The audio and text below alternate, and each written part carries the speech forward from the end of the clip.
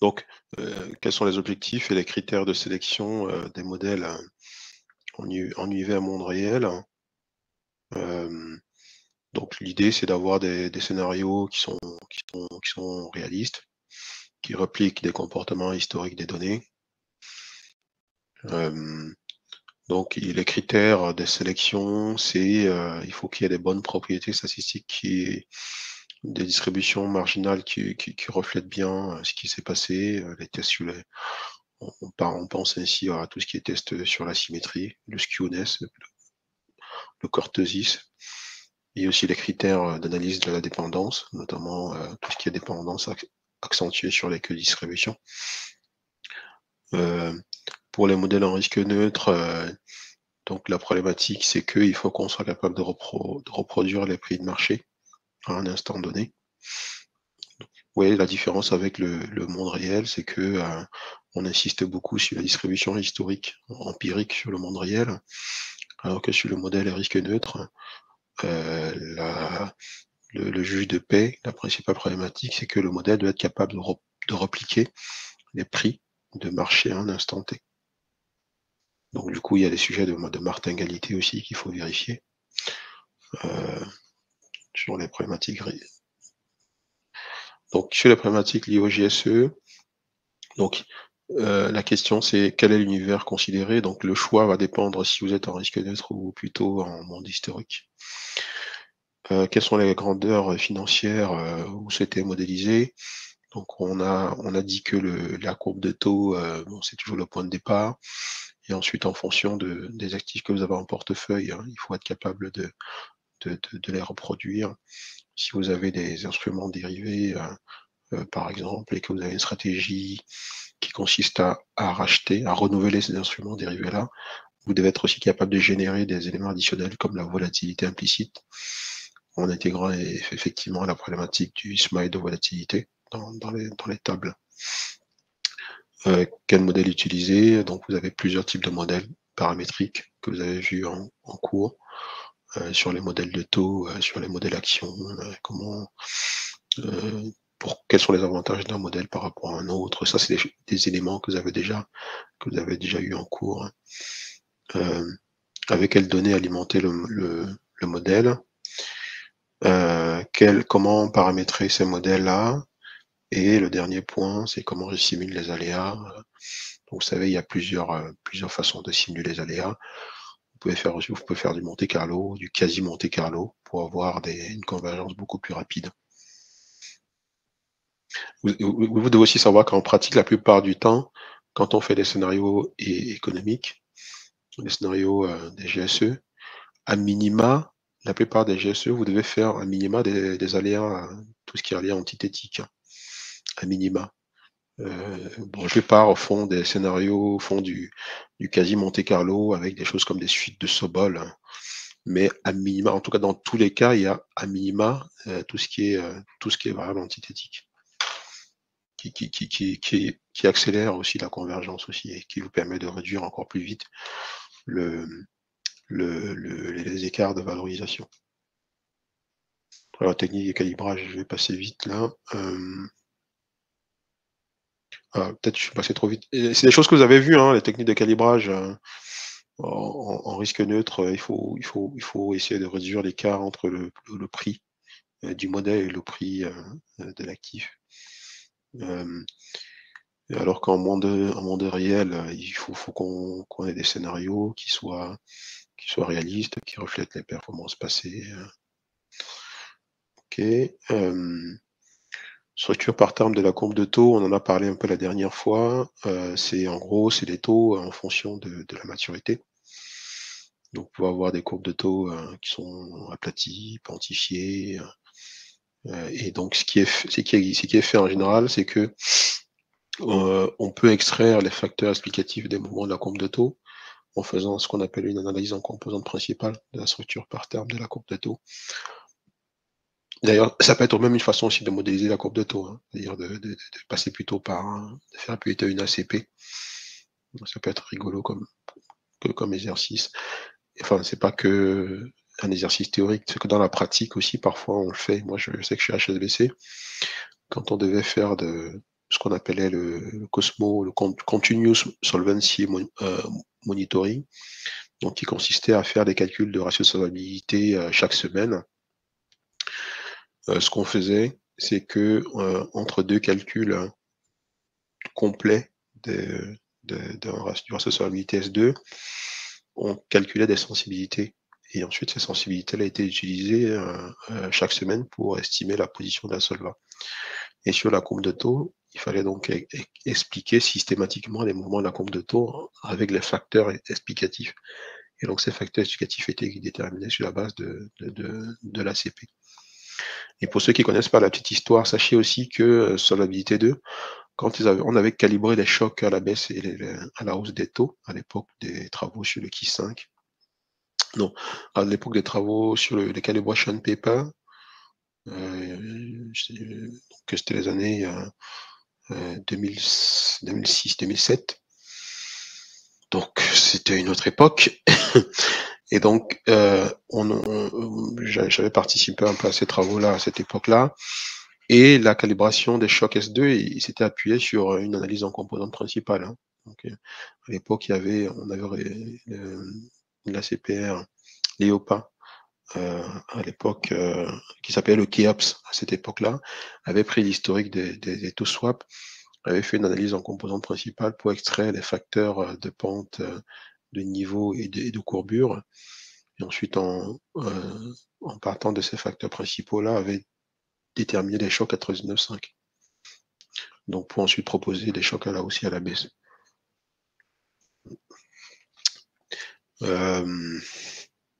Construire la courbe de taux, bon, ça, on passe vite. Vous êtes parfaitement à l'aise avec ces sujets-là, normalement. Notamment la méthode du bootstrap, ça on l'a vu. Ok. Modèle de taux, ça je vais pas. Vous avez déjà eu les cours. Vous avez plusieurs types de modèles de taux. Les modèles qui sont basés sur le taux instantané, les taux courts, les taux forward, les taux forward Libor. Et sachez que la plupart en risque neutre, la plupart des acteurs utilisent les modèles LMM+.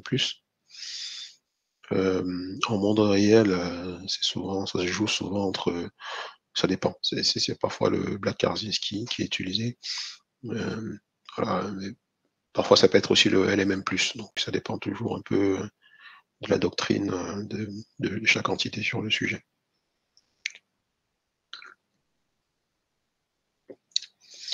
Le risque action immobilier, bon, ça c'est des choses que vous connaissez, le modèle de Black-Scholes, toujours qu'il faut connaître. Et la manière dont on peut étendre ce modèle de Black-Scholes en intégrant une volatilité stochastique, éventuellement avec des jumps, c'est-à-dire avec une composante discontinuum d'ailleurs sur l'indice. Et en monde réel, ce qui est fait la plupart du temps, c'est on reprend le même modèle. En risque neutre, on rajoute juste une prime de risque tout simplement. Chez le risque de crédit, alors on va prendre quelques minutes pour expliquer. Ici, sur le risque de crédit, je vais l'aborder sans vous parler du modèle. Je vais vous aborder ce sujet-là pour vous montrer quelques relations fondamentales que vous devez connaître. Et donc, si dans la pratique, vous êtes amené on vous parle qu'il y a travailler pour une entité qui modélise le risque de crédit, vous devez être capable de comprendre ce type de relation-là. Prenons un exemple d'un zéro coupon qui est risqué. Vous cherchez à déterminer quel est le prix de ce zéro coupon. Le flux, déjà à l'instant grand T, on part toujours du flux à l'instant grand T de ces zéro coupons. Ça dépend s'il y a défaut ou pas. En cas de défaut, vous récupérez un montant de 1. S'il n'y a pas de défaut, c'est le taux de recouvrement qui est récupéré. Alors, la plupart du temps, dans la pratique, le taux de recouvrement, ça dépend un peu de la seniorité de l'actif, mais il y a un standard en moyenne qui est à 30%. Et plus l'emprunt, plus la dette est senior, plus le taux de recouvrement est élevé. Mais partons sur l'hypothèse que c'est 30% à peu près. Donc, ce flux-là, on peut le réécrire comme ça en disant, bah, c'est soit j'ai défaut, je récupère le taux de recouvrement, soit j'ai pas de défaut et je récupère 1. Donc 1 avec l'occurrence des défauts qui est rédigé là. Donc En monde réel, pardon, en monde de risque neutre, comment on calcule la valeur de ces zéros coupons risqués? Vous vous rappelez bien, il faut juste, ramener ça en discountant avec, le facteur d'actualisation, DFT ici, multiplié par le flux à grand T.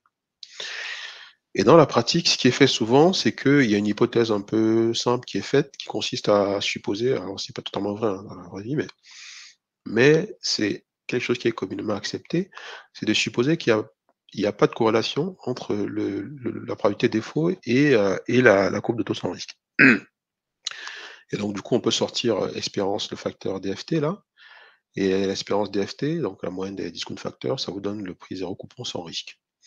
Et vous pouvez donc réécrire le prix du zéro coupon risqué comme, le produit entre le zéro coupon sans risque et R fois probabilité de défaut plus 1 moins probabilité de défaut.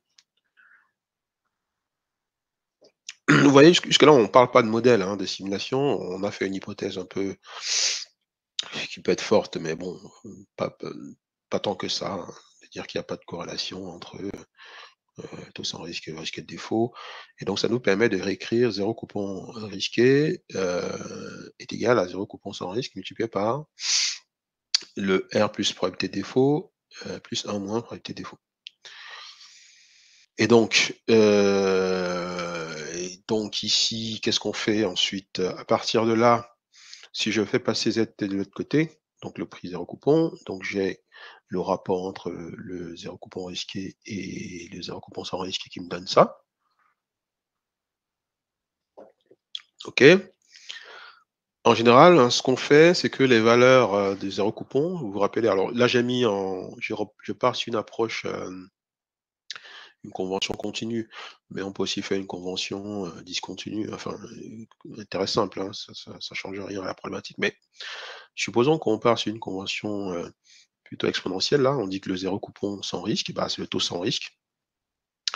C'est exponentielle taux sans risque fois T, grand T, et le zéro coupon risqué, c'est le rendement du zéro coupon, c'est exponentielle, le rendement du zéro coupon, multiplié par grand T. Donc, et si on pose que la différence entre le rendement de l'actif risqué et le taux sans risque, c'est le spread implicite. Donc, qu'est-ce qu'on réécrit? On peut réécrire, hein, très rapidement que l'exponentielle du spread de marché, ça s'écrit comme R fois probabilité de défaut plus 1 moins probabilité de défaut. Donc, on a cette égalité qui est extrêmement, qui est une égalité qui est importante, qui vous donne donc ici, sur la probabilité risque neutre, le lien qui existe entre la probabilité de défaut implicite et les spreads de défaut, spread de crédit implicite.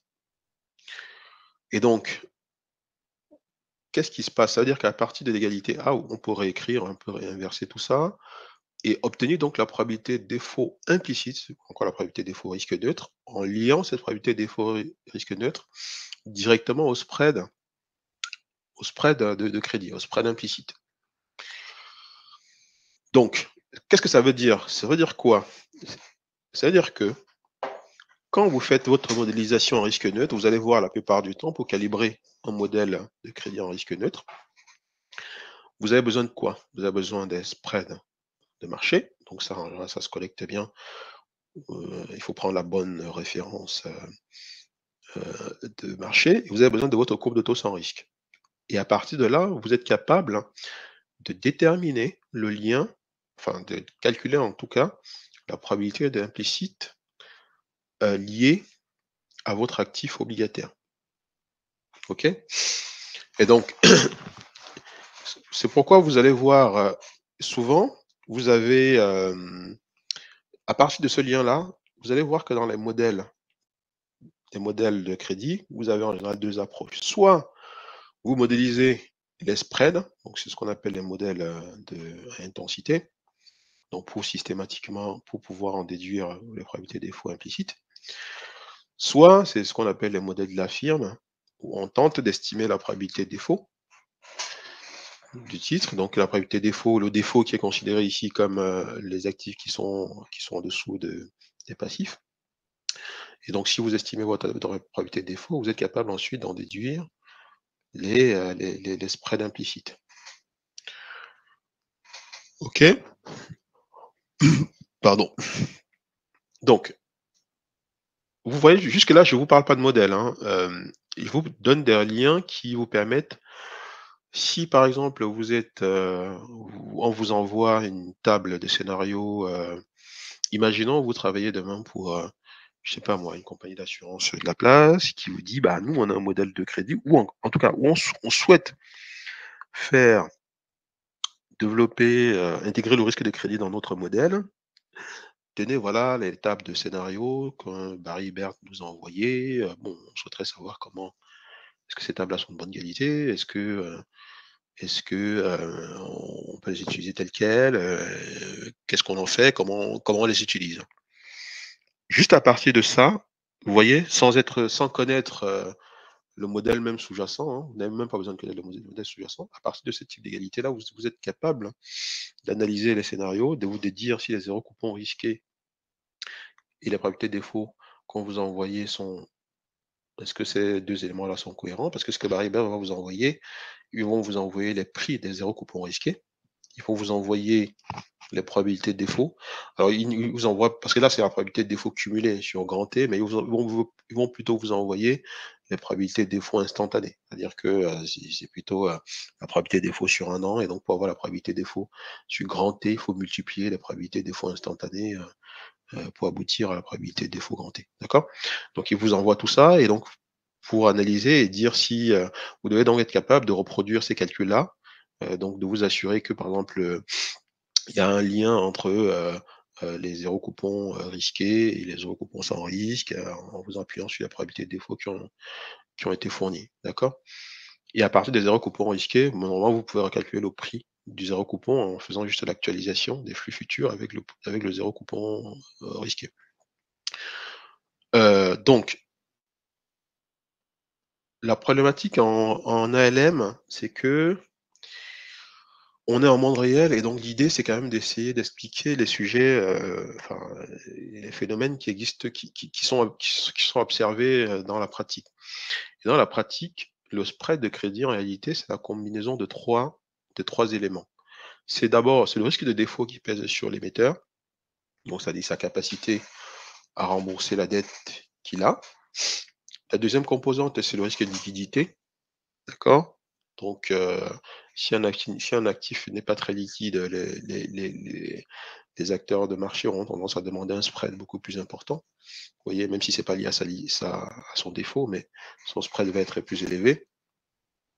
Et la troisième composante, c'est ce qu'on appelle l'aversion au risque de l'assureur, qui auront tendance plutôt à délaisser les actifs peu sûrs pour aller vers les actifs qui sont moins risqués.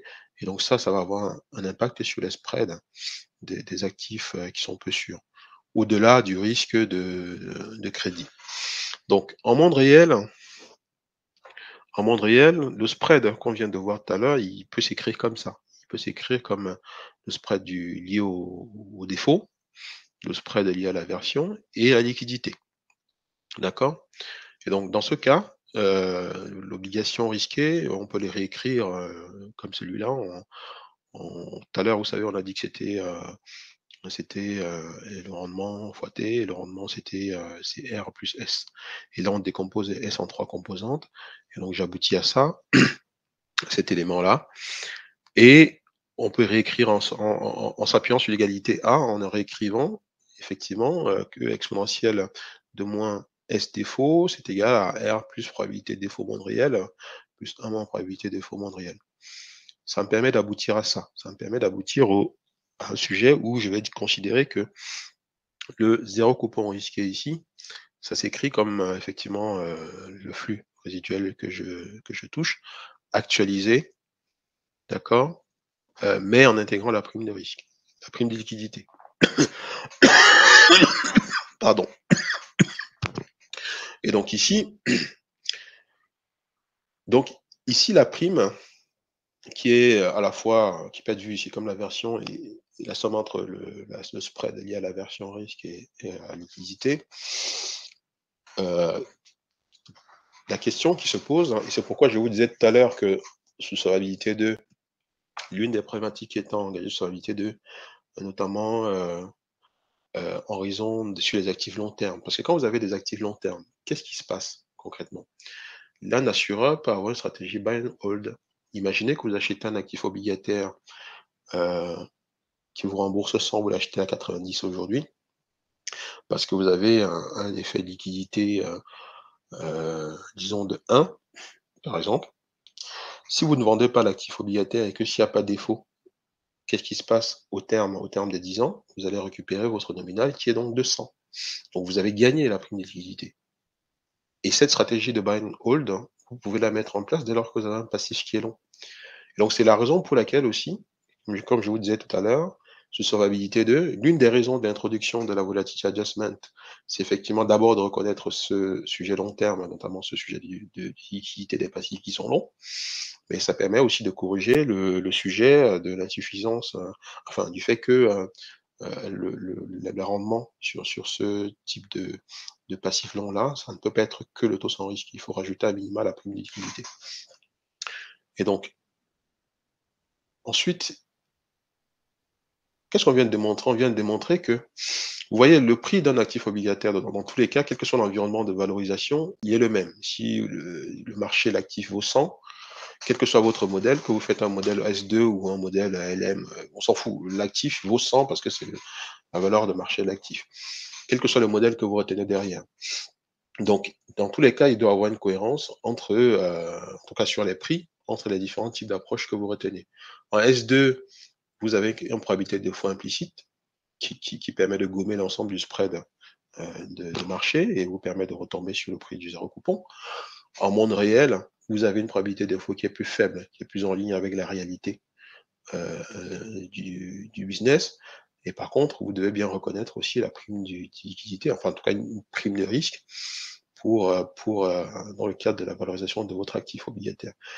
En sachant qu'in fine, la valeur de marché de l'actif, en tout cas, est exactement la même. Mais par contre, entre les deux approches, vous allez voir dans la pratique, pour ceux qui vont être amenés à confronter à cette problématique-là, vous n'allez pas avoir un même flux, un même passif. Enfin, le passif au global, ça sera toujours égal à la valeur de marché d'actifs, parce que vous avez un bilan qui doit être équilibré systématiquement, mais vous allez avoir une VIF qui est en général plus forte en monde réel qu'en S2. Pourquoi? Parce que juste cette égalité-là peut déjà vous indiquer, comme je disais, la probabilité défaut risque neutre, elle est beaucoup plus élevée que la probabilité défaut monde réel. Parce que la différence, c'est quoi? C'est que dans la probabilité défaut risque neutre, puisque vous ne reconnaissez pas la prime de risque, qu'est-ce que vous faites? Vous devez gonfler votre probabilité de défaut pour qu'elle soit capable de gommer l'effet prime de risque. Alors qu'en monde réel, vous n'avez pas besoin de faire ça. Vous devez mettre juste la probabilité de défaut qui va bien et reconnaître dans la foulée la prime de risque sur le prime de risque de crédit. Et donc en risque neutre, pour calibrer ce que je disais, si vous avez un modèle à intensité, vous devez avoir votre coût de taux sans risque, vous devez avoir les spreads des crédits et vous devez faire une hypothèse sur les taux de recouvrement. En monde réel, où c'est un peu plus compliqué, vous avez besoin de connaître le niveau de prime de liquidité, de prime de risque, pardon. Et dans la pratique, comment c'est fait ça pour déterminer la prime de risque de crédit? Ce qui est fait, c'est, par exemple, sur solvabilité 2, ils utilisent ce qu'on appelle la notion de fundamental spread. Concrètement, on va essayer d'estimer l'écart entre le fundamental spread, c'est quelque chose qui est censé refléter le spread de défaut de l'actif obligataire et tout ce qui est aversion au risque. Et donc, dans la pratique, comme c'est très compliqué à faire, le fundamental spread, il est calculé en général en s'appuyant sur des proportions du spread de marché. L'idée, c'est de prendre le maximum entre, disons, 30%, quand sur solvabilité 2, je crois que c'est 35% ou 65%, je ne me rappelle plus exactement dans quel sens c'est. J'ai mon spread de marché, disons, c'est 100 BP. j'estime le fundamental spread comme le maximum entre les défauts historiques calculés sur la base d'une matrice de transition et 35% du spread de marché. Donc, le max de ces deux éléments-là, ça me donne mon fundamental spread et ma prime de risque est obtenue comme la différence entre le spread de marché et le fundamental spread. D'accord? Donc voilà, c'est un peu calculé comme ça. En général, le fundamental spread, c'est ça. C'est j'estime la probabilité de défaut historique qui va intégrer ce qu'on appelle le cost of downgrade. Le cost of downgrade, c'est juste pour dire que quand vous avez un actif obligataire, vous pouvez avoir des migrations de rating dans le temps, donc qui aura tendance dans la durée à altérer sa probabilité de défaut historique. Et donc pour ça, il faut juste avoir une matrice de transition des risques de crédit et refaire les calculs et multiplier ces matrices de transition-là pour donc calculer le cost of downgrade. Ensuite, il faut définir une hypothèse qui s'appelle le alpha, qu'on applique au market spread, pour ensuite estimer ce qu'on appelle le fundamental spread. Il faut que je retrouve les chiffres sur la BT2. Je crois que sur la BT2, le alpha, ça va être 35%, ou 65%, c'est l'un ou l'autre, je ne me rappelle plus. Pour en déduire le fundamental spread. Sauf que sur la BT2, ils vont calculer le fundamental spread pour plusieurs ratings, pour les entreprises d'État, les entreprises, pour les obligations d'État, les obligations d'entreprise. Ensuite, ils vont repondérer tout ça pour aboutir et pour ensuite obtenir une VA qui va être la différence. Alors, je reprends.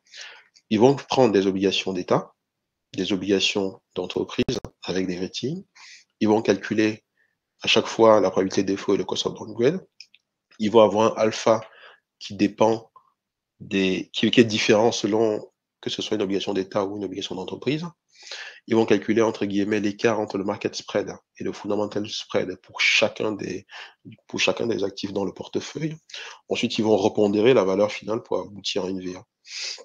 Et donc, ce qui se passe, c'est que parfois la VA, elle est différente la composition des actifs obligataires de certains assureurs est très différente de celle qui a été retenue par le l'EIOPA pour calculer la VA. Et donc, d'ailleurs, il y a un projet de révision de la norme solvabilité 2 qui sera effective en 2025, qui consistera justement à revoir ce calcul de VA en permettant aux entreprises d'assurance de corriger, enfin de rajouter une dimension supplémentaire dans la VA qui tient compte de leur portefeuille à eux. Et donc, pardon. Et donc, en tout cas, dans la pratique, la prime des risques, elle est calculée comme ça pour le monde réel. Et vous voyez que ça permet de ne pas être très très loin de la méthode qui est retenue sur la BT2 pour calculer la VA. Après, un élément important que vous devez connaître par rapport à ce sujet-là, c'est que, vous voyez, je viens de vous démontrer que la prime des liquidités, ou en tout cas tout ce qui est la prime des liquidités, on va revenir ici, là, elle est une composante du spread de marché. Vous voyez? Et S ici, c'est bien égal à la somme des trois. Donc, ce qui va se passer, c'est que si vous faites votre... je reviens un peu plus loin. Ici. Vous devez faire très attention quand vous travaillez sur solvabilité 2 et que vous retenez votre courbe de taux EIOPA plus vos VA, vous devez faire très attention à la manière dont vous calibrez votre modèle de crédit. Votre modèle de crédit, en général, il est calculé sur la base des spreads de marché, donc la totalité des spreads de marché. Or, je viens de vous montrer que la prime de liquidité est une composante du spread de marché. Donc, si vous avez une courbe de taux plus VA et que vous modélisez le risque de crédit sur la totalité du spread, quand vous allez faire prime de risque plus VA plus spread de marché, c'est comme si vous allez double compter la prime de liquidité. Vous voyez un peu le sujet? Et donc, en général, dans la pratique, pour ceux qui vont travailler sur les modèles S2, faites gaffe, sinon vous allez être amené à vous planter quand vous allez basculer de calculer un best estimate avec un modèle de crédit et que vous utilisez la courbe de taux S2 qui comprend la VA, faites attention à bien corriger votre modèle de crédit pour enlever l'effet VA dans les spreads implicites. Sinon, vous allez double compter la VA. Je sais qu'il y a certains acteurs qui font ça et disent oui, moi je m'en fous, c'est pas bon, mais je vais corriger les flux en faisant la neutralisation. Mais ça marche pas. Hein. Enfin, ça marche techniquement, mais fondamentalement, ça marche pas du tout. Ça revient à biaiser l'estimation du base estimate, et donc c'est pas très bon. Je ne sais pas si vous avez bien compris ce sujet-là, mais ayez bien ça en tête. En gros, ça fait beaucoup de choses à retenir, mais retenez et notez bien ça que dans la pratique, si vous êtes amené à vous travailler sur un modèle S2, c'est-à-dire risque neutre, et que dans ce modèle-là, le risque de crédit est modélisé, d'accord? Posez-vous toujours la question de savoir si la volatility adjustment n'est pas double comptée dans vos calculs. Parce que comme je vous disais, la volatility adjustment, c'est la liquidité, donc il y a déjà par construction une composante du spread de marché. Et donc, il faut éviter d'avoir la VA à la fois dans le risque de crédit et dans la courbe de taux. Donc, il faut corriger forcément l'un ou l'autre. Pour risque de crédit, donc oui, alors là, on va parler un peu des modèles. Ouais, je vais passer vite parce que c'est des choses que vous avez déjà vues. Alors, sur la validation des GSE, ouais, alors ça aussi, c'est des choses à connaître, hein, mais je pense que je vais vous laisser regarder. Mais c'est le sujet des tests de martingale, vous savez, si on, dans la pratique, pour ceux qui travaillent ensuite sur la TDE ou dans des directions des risques, des fonctions actuarielles, des choses comme ça, vous avez en face de vous les gens qui calculent des best estimates avec des scénarios stochastiques. On vous donne des tables de scénarios, on vous demande de les analyser. Bah, alors il faut faire des tests de martingale. Hein. Sur la courbe de taux, il faut bien tester que vos données reflètent bien les prix de marché, plate égale 0. Donc que les forwards sont bien simulés et qu'en moyenne, ça donne bien le prix du zéro coupon. Il faut tester les déflateurs, vous assurer que la moyenne des déflateurs, ça donne bien le prix zéro coupon. Sur les indices actions IMO, il faut donc un test sur les rendements. Il faut démontrer que c'est du risque neutre. Hein. Donc les rendements, la performance des actions, c'est bien égal à taux sans risque. Et on le teste de deux façons. La première façon, j'actualise mes flux, je dois retomber sur le prix de départ. Et la deuxième façon, je m'assure que la prime de risque action est à 0. Sur la volatilité, là, l'idée, c'est plutôt de repasser sur les produits, les instruments dérivés. Donc, par exemple, si sur la volatilité de taux, il faut utiliser la formule de Black, montrer que les scénarios que vous avez générés sont bien capables de pricer des swaptions en inversant la formule de Black, pardon, excusez-moi. Et donc, il faut tester à la fois sur les swaptions payeuses et les swaptions receveuses. Donc là, j'ai repris les formules ici. Donc, une fois que vous avez calculé ça, en inversant les formules de Black, donc premier test, vous faites sur plusieurs, il faut choisir les maturités du swaption et vous devez ensuite recalculer les prix là, qui sont là, d'accord. Et vous devez démontrer que globalement, la volatilité implicite payeuse est égale à la volatilité implicite receveuse. Taux, deuxième test, il faut montrer que la moyenne de volatilité payeuse et receveuse, c'est bien égal à la volatilité du swaption T égale 0. Volatilité action, donc formule de Black and Scholes, ça vous le connaissez. Il faut montrer que les scénarios que vous avez sont capables de bien pricer des calls et des puts. Donc là, on reprend les formules des calls et des puts. Donc, ça, vous le savez déjà. Et concrètement, comment ça marche, c'est que vous prenez votre table de scénarios, d'accord? Vous calculez avec des formules tout simplement très simples le payoff actualisé. Ça vous donne un prix Monte Carlo, d'accord? Et ensuite, vous allez inverser ce prix Monte Carlo sur les puts et sur les calls, et ensuite comparer les volatilités implicites sur les puts et les calls. Donc, normalement, vous êtes capable de démontrer que c'est des volatilités qui sont relativement proches. Et donc, le second test, c'est que vous devez reprendre les volatilités du modèle, donc les volatilités qui ont été, enfin les volatilités de départ, les volatilités de marché, et comparer ces volatilités de marché avec les volatilités qui ont été calculées par simulation Monte Carlo. Donc en testant plusieurs niveaux de strike, plusieurs maturités, des choses comme ça, ouais. Après, c'est des choses que vous le développez, vous pouvez le développer sur Excel, enfin pas sur Excel, Excel c'est un peu lourd, mais en général on le fait sur SAS, certains peuvent le faire sur R, d'autres font sur Python, parce que vous avez des grosses tables de scénarios, et il faut parfois recalculer des choses et inverser des trucs, ça prend un peu du temps, et en général, moi à l'époque j'avais recruté, j'avais pris des étudiants de l'ISFA 2015, je crois, qui étaient venus, ils avaient travaillé là-dessus, ils avaient implémenté des choses comme ça sur Excel, sur SAS. Donc là, je reprends un peu les formules qu'ils avaient implémentées à l'époque.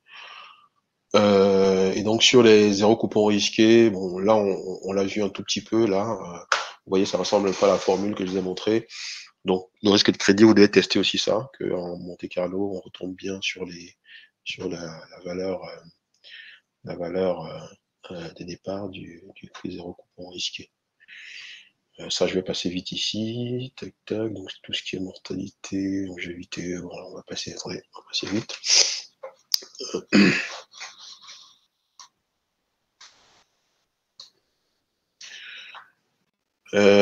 Donc ça, bon, là, je reprends les formules que vous connaissez déjà. On va aller plus vite. Rachat, oui, ok. Le risque de souscription. Alors, un mot. Alors, indicateur de performance et indicateur de risque. Vous savez, quand vous travaillez sur l'allocation stratégique, la question qui se pose, l'allocation stratégique, c'est quoi? Tout à l'heure, enfin, lors de la première séance, je vous ai expliqué, c'est j'ai un passif, j'essaie de déterminer la composition de mon actif au regard de ce passif-là. Et pour faire ça, en général, il faut optimiser, il faut construire ce qu'on appelle la frontière efficiente. Et la frontière efficiente, c'est quoi? C'est qu'on teste plusieurs allocations différentes et on évalue un indicateur de performance et un indicateur de risque. Sur les indicateurs de performance et de risque, alors pour les indicateurs de risque, il y a plusieurs éléments, et quelques exemples qui sont mis là. Ça peut par exemple être l'écart type enfin, la volatilité des actifs. Ça, c'est pour des portefeuilles où il n'y a pas d'interaction actif-passif.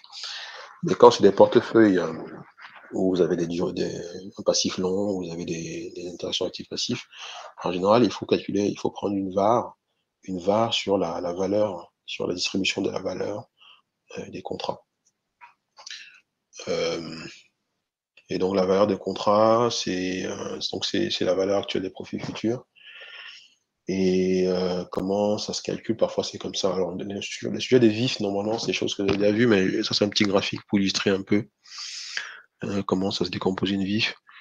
Et d'ailleurs, ça peut faire le lien avec les modèles de type flexing.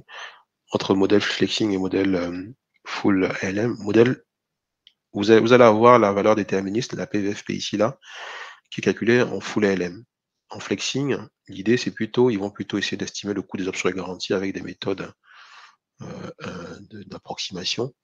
Alors qu'en full ALM, on va refaire la valeur actuelle des profits futurs en simulant les bilans sur l'horizon de projection et pour tous les scénarios stochastiques. Et on va en déduire la différence entre la PVFP stochastique et la PVFP déterminée, c'est ça donne le coût des options et garanties. Ensuite, il y a tout ce qui est ajustement complémentaire qu'on peut passer, notamment la risk margin dans certains cas, et les risques non modélisés.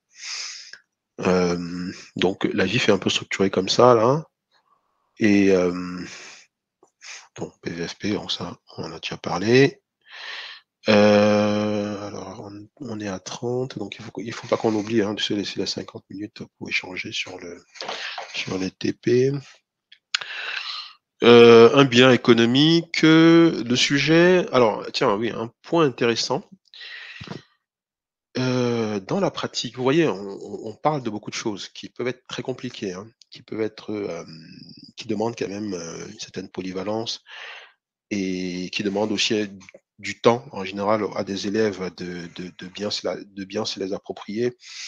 Mais en général, dès lors que vous avez compris l'ensemble de ces notions-là et que vous êtes capable de faire les liens avec les enjeux stratégiques de la société, alors vous comprenez la totalité du business, comment le business fonctionne. Vous êtes capable de, vous comprenez tout, les enjeux sur tous les aspects, des aspects de politique de souscription, des aspects de stratégie d'investissement, des aspects de provisionnement, des aspects. En fait, un gérant actif passif, ce qui se passe, c'est que gérant actif passif complet, en gros, son client, c'est la direction générale. C'est la direction générale qui a des questions sur les aspects stratégiques de la société et le gérant actif passif a pour objectif d'apporter faire des propositions de solutions à la direction générale. Après, il faut quand même reconnaître un sujet important qu'il ne faut pas oublier, c'est que certaines entités n'ont pas la même, ils ne donnent pas le même périmètre aux gérants actifs passifs, hein. Il y a des gérants actifs passifs dans certaines entités, c'est assez restreint, où on leur dit, bon, vous travaillez sur l'allocation stratégique, et il y a d'autres entités où vous avez une direction actif passif qui est vraiment très très forte, hein, notamment sur la plupart des banques assureurs. Les équipes ALM sont extrêmement importantes dans la définition de la stratégie. Et donc, pourquoi je vous parle de ce sujet d'analyse des mouvements de bilan? Je vous ai dit qu'un gérant actif passif, c'est aussi, dans certaines entreprises, hein, ça s'appelle aussi le gestionnaire de bilan. D'accord?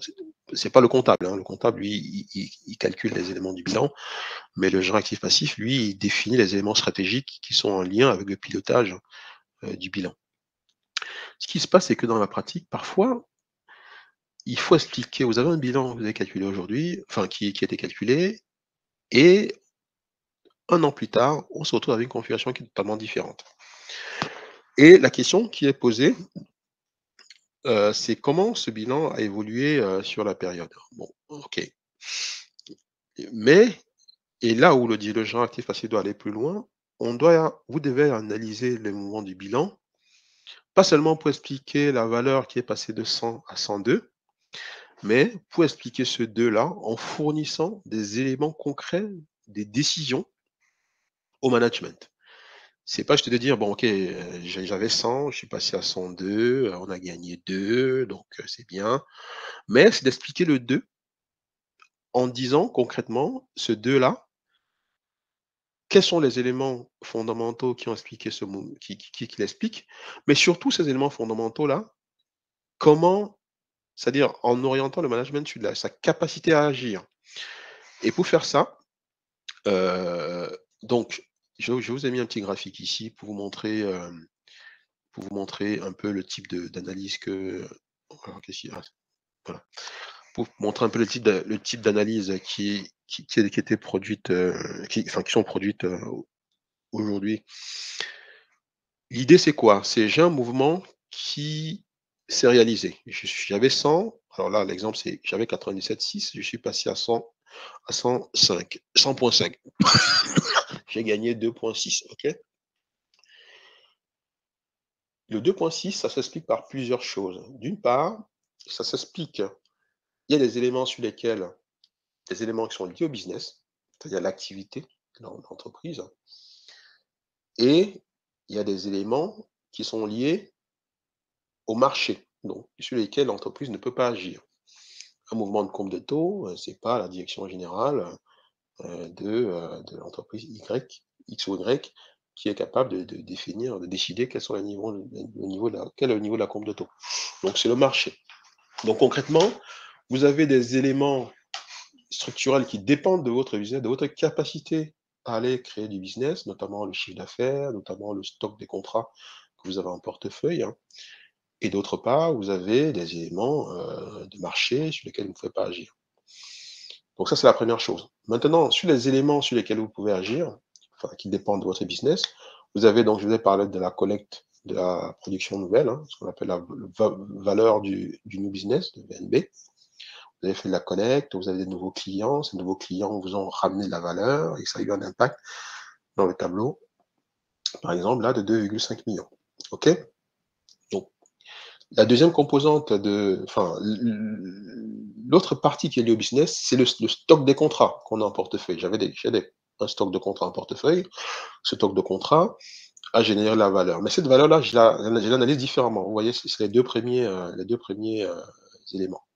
Mouvement attendu, écart d'expérience. Le mouvement attendu, c'est j'avais une vision de mon portefeuille, hein. J'anticipais que les taux de rachat allaient être de 3%, j'anticipais que j'allais avoir des frais généraux, de 2 000 000, j'avais toute une série d'anticipations comme ça, hein, parce que j'avais cette connaissance du business et cette anticipation me donnait un mouvement attendu de 2,7 millions. Donc je m'attendais à ça.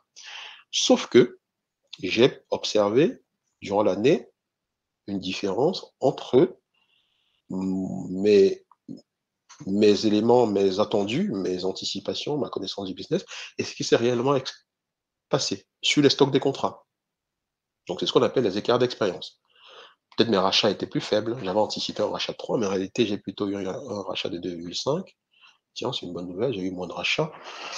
J'avais des frais généraux que j'avais anticipés à 2 millions, mais en réalité, j'ai eu moins de sinistres, les choses sont plutôt bien passées, et donc mes frais généraux qui étaient anticipés à 2 millions, j'ai plutôt 1,5 million. Et donc, ça donne les écarts d'expérience. À partir de là, donc, je suis capable d'expliquer mon stock de contrats comme il évolue. Entre les choses que j'ai définies, des éléments attendus, et deuxième élément, qu'est-ce qui s'est passé au niveau des écarts d'expérience, c'est-à-dire entre mes anticipations et ce qui s'est réellement réalisé. Les impacts économiques, c'est ce que je disais, c'est les éléments de marché, donc on subit ces impacts économiques. On peut les réduire si on estime que c'est trop volatile en achetant les instruments de couverture pour se protéger. D'accord? Ensuite, on a les changements d'hypothèse qui consistent à dire, bon, ok, j'ai peut-être mes hypothèses baisse estimées ne sont pas bonnes, il faut peut-être que je les change. Et je vous ai aussi évoqué la composante de l'élément du new business. Alors, comment un management peut, quand vous fournissez ces informations au management, comment le management peut agir? Vous voyez, on a dit, on a gagné 2,6 milliards de fonds propres. On a expliqué ce 2,6 milliards en plusieurs éléments qui donnent des éléments d'analyse au management, mais aussi une capacité à agir. Par exemple, commençons par ce qui est impact économique. Impact économique, on ne peut pas agir sur les impacts économiques, mais on peut réduire la volatilité en achetant des instruments de couverture.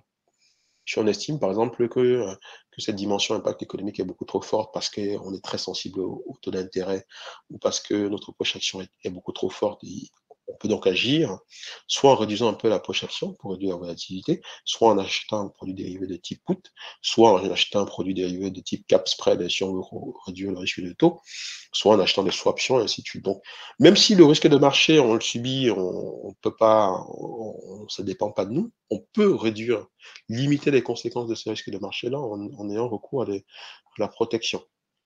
Sur les mouvements attendus, on peut améliorer notre estimation des mouvements attendus pour réduire l'impact sur les écarts d'expérience. Les changements d'hypothèses, on peut estimer que les hypothèses qu'on a retenues ne sont pas très bonnes ou il faut les revoir, on change les hypothèses. On peut aussi rajouter là aussi les changements de modèle. La valeur du new business, si on estime que, bah, tiens, le new business rapporte beaucoup actuellement, l'impact est assez positif sur la valeur, on peut lancer une campagne commerciale pour essayer d'accroître la valeur du new business, avoir plus de clients pour augmenter la valeur du new business, vous voyez? Donc, j'ai expliqué ici un gain de 2,6 milliards, mais en mettant en exergue des éléments importants sur lesquels le management peut agir pour essayer d'améliorer encore plus l'évolution des fonds propres ici, d'accord? Dans la pratique, la plupart des grands acteurs, qui sont, voilà, ont des analyses, comme ça, assez structurées, assez cadrées, en mettant des éléments, des blocs, donc ça parle tout de suite à ces management-là. Et surtout, comme j'ai dit, l'idée, c'est pas juste de dire: «Ah bah tiens, j'ai 2,6 millions principalement liés à», mais c'est d'expliquer vraiment point par point pourquoi j'ai gagné 2,6 millions et surtout, ce qu'on aurait pu gagner plus si on avait changé tel ou tel élément, vous voyez? Donc c'est dans ce sens qu'on fournit ce type d'éléments et c'est extrêmement important. Ça permet aussi, si vous êtes, amené à travailler ce type de problématique-là, d'avoir une vraie valeur ajoutée quand vous vous retrouvez devant votre management qui vous pose des questions, et donc vous êtes capable d'articuler un raisonnement comme celui-là en expliquant proprement, en lui montrant effectivement les enfin, vous voyez, pour faire ces calculs-là, pour produire cet élément-là, il y a toute une série d'analyses techniques derrière, de la modélisation, des calculs qui sont assez pointus, toutes les notions techniques que j'ai évoquées plus loin. Mais la restitution, elle est extrêmement simple, elle est factuelle, elle montre des éléments sur lesquels le management peut agir. Vous voyez, donc il y a cette différence que vous devez bien, enfin cet élément important que vous devez bien avoir en tête entre la complexité que vous devez comprendre, que vous êtes capable de déployer dans votre raisonnement, dans votre capacité à résoudre les problèmes, et la manière dont vous allez être capable de restituer les résultats de vos travaux, qui doivent être pragmatiques, intelligibles et très, très orientés pour à chaque fois montrer à votre management qu'il y a des sujets sur lesquels il peut agir, des décisions qu'il peut prendre pour essayer d'améliorer la valeur de la société. OK? Et donc là, je vous ai mis un peu par la suite les définitions de chacun des blocs pour expliquer un peu comment il faut les analyser et comment il faut les comprendre. OK? OK. Est-ce que vous avez, avant de parler du TP, est-ce que vous avez des questions par rapport à tout ce qu'on vient de dire?